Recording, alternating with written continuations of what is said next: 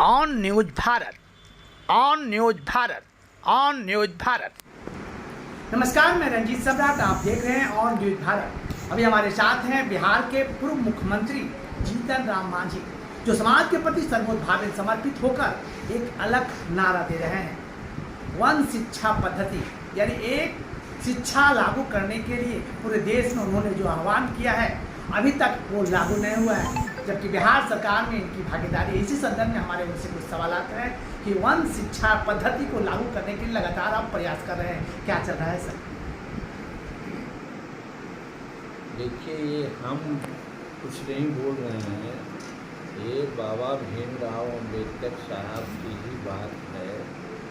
और जब उनकी जयंती मनाई जा रही है 14 अप्रैल से लेकर के 30 अप्रैल तक मनाएंगे, तो बाबा साहब ने जिन बातों को कही है और जिन बातों को लेकर के हम लोगों को संदेश देने का काम किया है, तो जयंती मनाने का मतलब तो होता है कि उसी को हम लोग पूरा करें।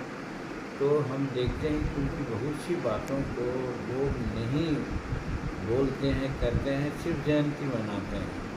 तो उन्हीं में एक काम जो उन्होंने बताया था वो बहुत मूल्य बात थी।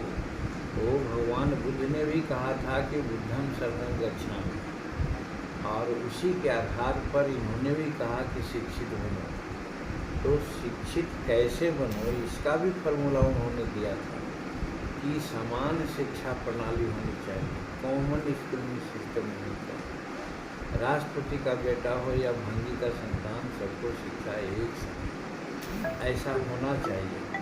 दुर्भाग्य है 75 साल गुजर गए, न तो इस पर कोई चर्चा करता है और न इस पर कोई इम्प्लीमेंट किया है कोई सरकार हो, राज्य की या केंद्र की। हालांकि कि विदेशों में ग्रामीण विद्यालय चल रहे हैं, भूटान बगल में देश है, वहाँ भी 6 वर्ष में बच्चा होता है, वैसे ही सरकारी विद्यालय में एडमिशन हो जाता है, 13, 14, 15 वर्ष के बाद निकलता है, तो जॉब करता है या फिर रोजगार करता है।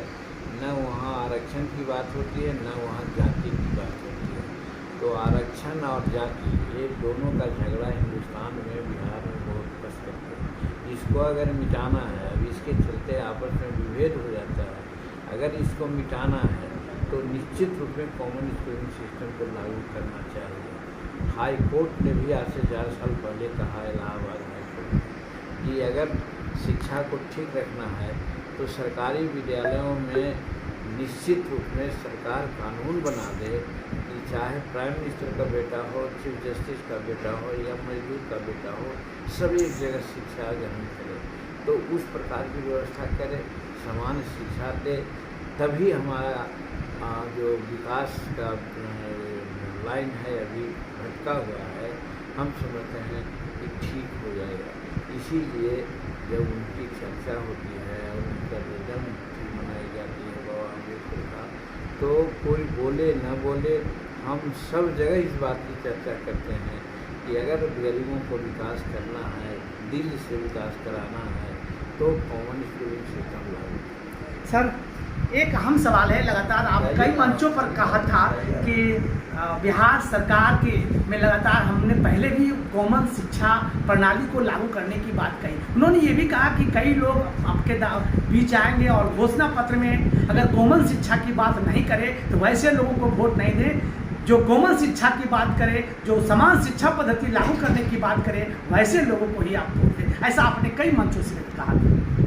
निश्चित है, कल भी हमने जमुई में कहा और सबको कहा है कि जो भी पॉलिटिकल पार्टी चुनाव में आवे और घोषणा पत्र में जो कॉमन स्कूलिंग सिस्टम की बात करे कि सरकार बने या सरकार बनाने में हम साथ दें, तो वैसे लोगों को आप वोट दीजिए जो कॉमन स्कूलिंग सिस्टम लागू करने की बात अपने घोषणा पत्र में करें।